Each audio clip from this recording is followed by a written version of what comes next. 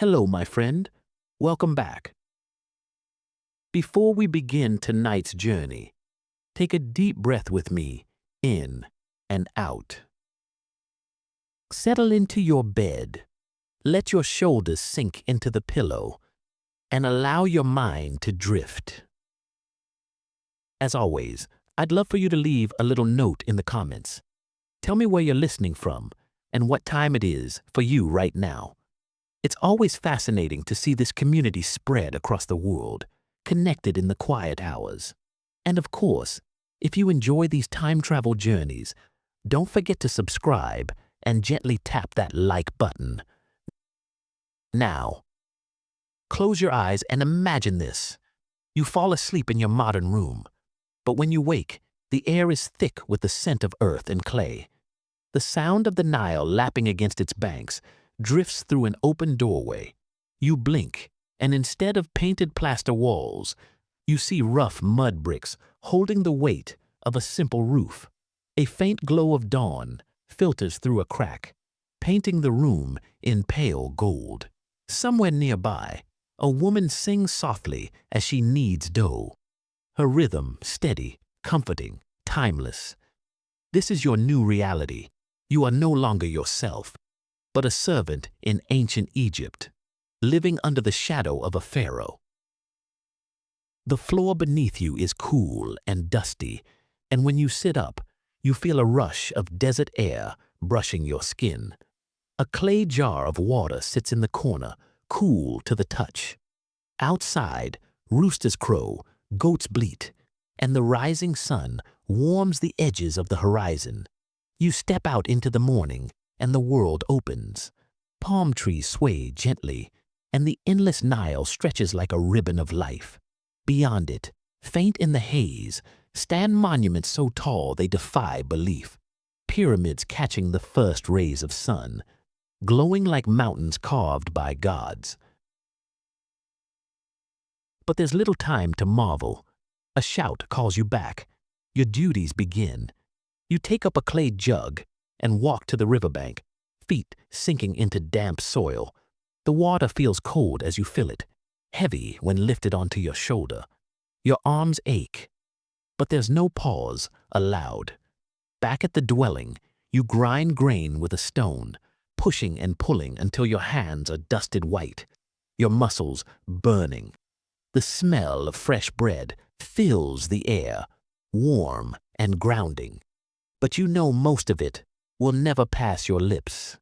It will be carried into the palace, offered to someone who may never know your name.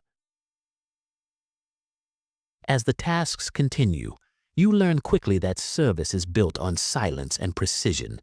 Floors must be swept until they gleam with sanded smoothness. Vessels must be polished to catch the light. The smallest mistake, spilled oil, a late arrival, could mean a harsh word, or worse. Hierarchy is everything. Above you are overseers, above them scribes, and above them, the Pharaoh, who walks as if he were a god upon the earth. And you are but a shadow in that towering order. Yet even shadows have form.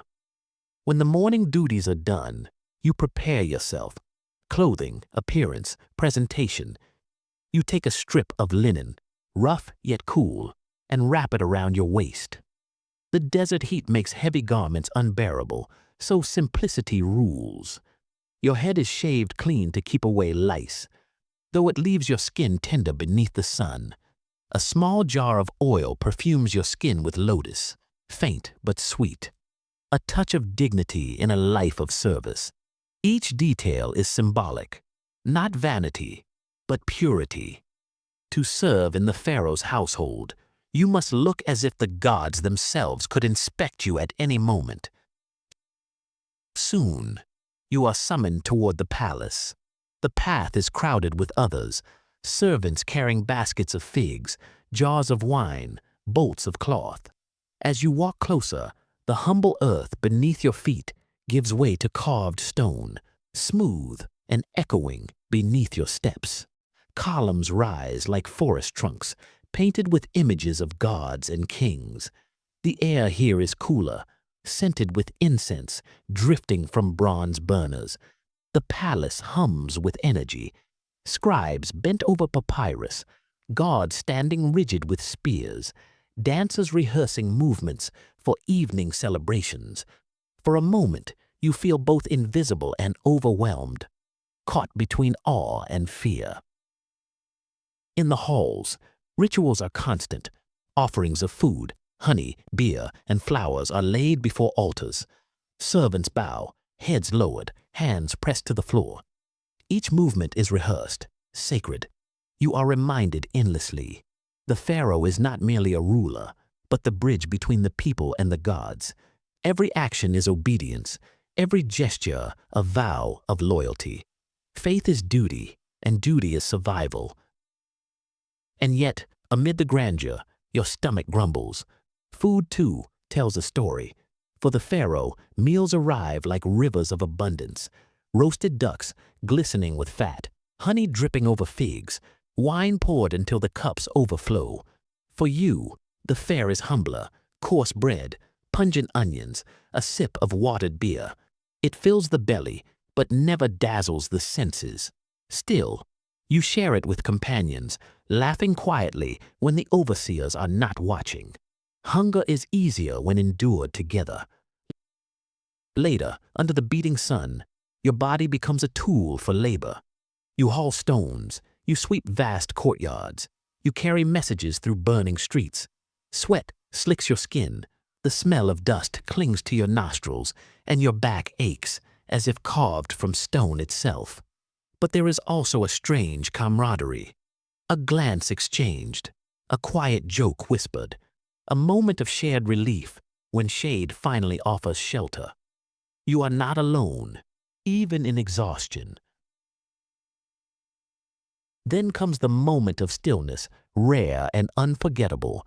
Trumpets sound, the crowd hushes, and you see him, the Pharaoh himself, carried on a gilded throne, adorned with gold that glitters like the sun. His eyes sweep over the people, and though you are just one servant among hundreds, it feels as if his gaze pins you in place. Fear, awe, reverence, all strike at once. To look upon him is to feel both tiny and infinite, crushed and exalted, like the weight of the gods themselves has pressed against your chest.